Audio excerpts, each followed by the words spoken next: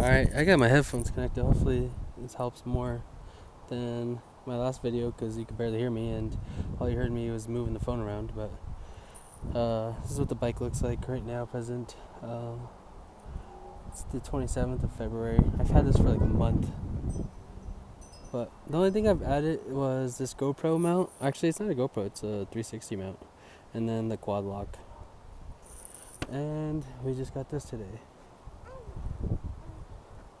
Let's open this up.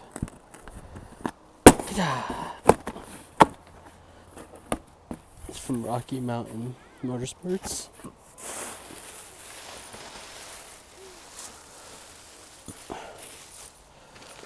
And so I got some new gloves because mine had a hole in it. And these are the TUSK rackless bags. So rackless bag system. Heat shield protector. And I got another pair of gloves for the winter because the only thing that's really been bothering me a lot is driving in the winter and my hands just literally completely numb. So here's the bags. Let's get these installed.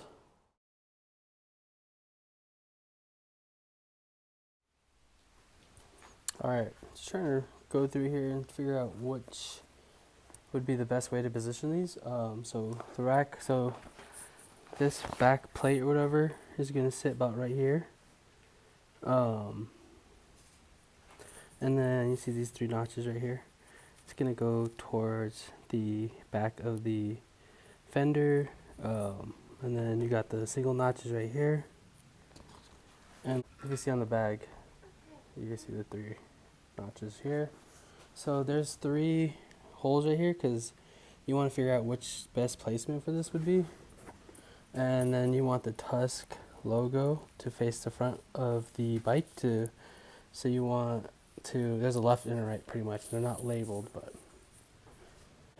you're going to line these up and then you're going to figure out how you want to position this way. So for mine, I think I'll just go to the top notch because it's going to be more towards the back and it probably won't be in the way if somebody's riding with me or if my legs are just hitting it or whatever. So we could bolt the bags on, but we need to put these T-screws in, these T-nuts. And we're not going to tighten them all the way, but we're going to get them just knocked in. So what you'll need is a piece of 2x4 and a mallet and a helper. Okay, so I got this positioned on the 2x4 and I got a little piece of foam right here. And what we're going to do is we're going to get this, we're going to knock it into here. So it clamps on to the fabric and everything, opens up that hole.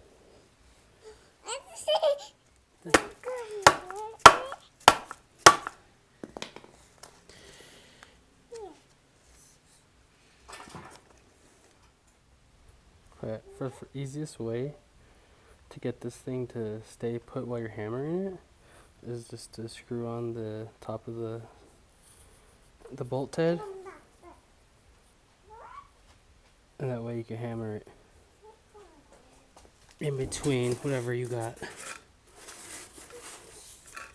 and that way it just stays properly in place while you're hammering. That way you're not bending the teeth.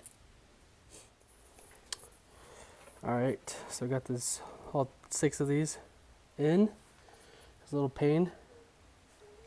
I feel like some of them aren't seated as well as they should be, but I try my best. And I got channel locks, and I kind of use the channel locks to poke them through as much as I could. I'm also going to hope that when I do tighten these as much as I can, that they'll seat better, having strapped into the bag. So let's get that started. So inside one of the bags is going to come with this strap. I believe this strap is if you don't have a rack on the back here, you should be able to use this strap, and I'll show you here in a second. Alright, so this is pretty easy. You see right here, I put on the T7 right here and right here. And obviously, I'm going to tighten it more, but I just wanted to show you where I did put it. So it's going to be like right here. See that? That way you have these rings right here. And this belt right here for this harness will grab onto that. And that will be like the way that it grabs onto the back. So I'm going to ride this now. Or I'm going to get this all set up as much as I can. I'll show you as much as I can. And this is for like 2025 owners. They do sell a kind of like, this is still for the rackless, but it's like a little rack right there, right here they put on. And then you can also buy your tail rack, and then the other rack right here. And I think for probably that whole setup, I think I saw the rack that goes on the sides for, I'll have to put it in the comment, or I'll put it in right now above here how much it was. I think it was like maybe like 180, 170 for those two racks on the side. And then the rack in the back is 100. So you look at 270 plus, I believe the bags were about 270. So you're looking to close to being about 550 or whatever for everything, if you want to go that way. Because people in the comments, I was reading in the forums that they said these plastics are fragile, but I mean, some people are key and like, you know, they're pretty fragile people. So I hate for me to scuff this up, but at the same time, it is a bike. I do love how it looks though. You can see it, how glittery. Just kidding. But you can see, you really don't want to mess with the plastics too much, but on the back of these, they have this. And then so this goes onto the back of the bag. And so this is what will be touching your bike. So hopefully it doesn't rub off the paint or cause any damage to this back fender, but we'll see.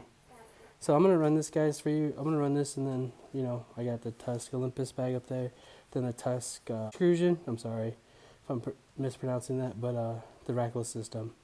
And we're going to run this rackless, and then we're going to see how it goes for a while, okay? So let me get some of this stuff situated here, and I'll show you. Okay, guys, this is how I got the system here. So we have that back strap right here where it hangs onto, and then I ran this from the plate, and I ran it into the loop, like so, like this loop right here, and it goes into the loop, it comes back, it goes in, it comes out, and then it goes all the way around, it goes underneath here, and then it overlays. It doesn't overlay over here, but as you see right here, here it comes out. As you can see right here, here it comes out, and then it goes back into right here.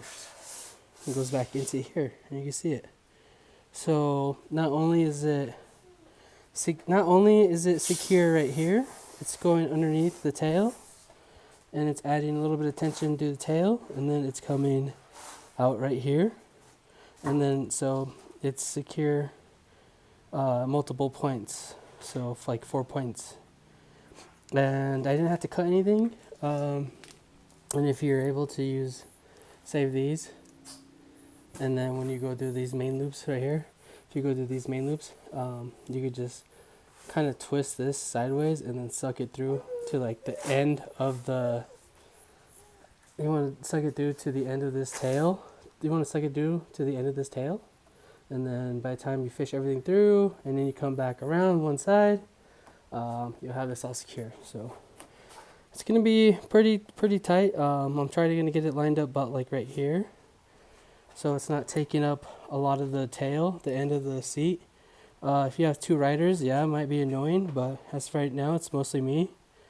Right now, before I strap the two straps to the front to the pegs, so I want to put this down. This is a seat protector, and it's just your foam protector. So I'm going to put this down right now before I strap everything down, because this is the piece that will mostly stay on your bike. If you don't want to have your bags on, you could just take everything off real fast. So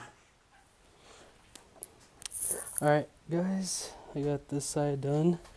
I'm not even sure if my straps are right, but as far as I have the straps, I got this one down here at the buckle, and then there's this one right here, the cinch. So pretty much 2 on the foot pegs. And then she's over trying to get on the bike. And then there's this strap here, and I was like, maybe it goes to here, but I don't know, because when I have this bag over here, these 2 straps are connected to the bag, to the opening of the bag and to the bag itself. So I'm still trying to figure out the straps. Let me know in the comments like where you guys have your straps at, but I would think it would make sense to have like a female here and then connect it to the top one there. But yeah, so far that's what I got. The heat shield is right here. What I think I'm gonna do is, since this bottom corner is so close to the muffler, I think I'm just going to put it about right here, because there's already heat shield on this side. So I'm just going to put this heat shield here and not tighten it down too much where it scratches the muffler, but you know, pretty tight. So this is how I've been doing it, going at a time. These things don't, since this is bending, so, and this is flat, it's kind of hard to kind of line these up the best that you can, but, or do the best you can, so we'll see. Oh yeah, here's one of the straps too. So I was thinking, like, wouldn't it make sense, like this strap comes down here, it goes around your peg holder right here, your peg stand or whatever, and then this would connect here, you know, and bring this over like that. Oh yeah, look at her, she's about to start hammering away. So that's what makes sense to me. I've already got some scratches in my bike already, so that's just from me leaning it against my body and pushing it inside the garage or taking out the garage, whatever. So, I mean, it's a motorcycle, right? It's gonna get scratched. I really do like the plastic. See, like, it's already scratched here. I don't even know why. I don't think because of this, because this was already, because I noticed this scratch before I put this bag on. So, I don't know where that came from. Watch out, sweetheart. Watch out. Oh, man, that almost bad. She almost hit her head on that. So, fender's still looking good. I'm going to have this going on. I don't know if this is stress from adding those spacers in there, but it's still tight. Alright, let's get back focus. So as far as right now, this is what it looks like. I think I'm about an hour into this, so hopefully this helps. I mean, I didn't see any videos of anybody putting this rackless system without a rack. Every video I saw, they had those side racks and then the back rack. So it kind of defeats the purpose of having a rackless system by putting racks on, but let's see what happens, right? So let me finish this up, and then yeah, we'll take a look at it outside when I'm all done. I'm in the garage because it's been really windy lately the last couple days, and it's just annoying dealing with the wind. Right, my little helper? Uh-oh, she's tearing things down. Oh, I got it on here, Steven. I don't know if I got these straps on right. Sorry, I don't know if I got these straps on right. I got like 2 right here. I got this one down here connected, even though I think that this buckle goes into this top port right here, but it makes more sense to put it right here. Then I got this one, and then this has its own system, just like little claws right here to the back of the tail. So I got this all strapped down, tied down, wrapped around 20 times. So I just didn't worry about the top bag because I don't really need it right now.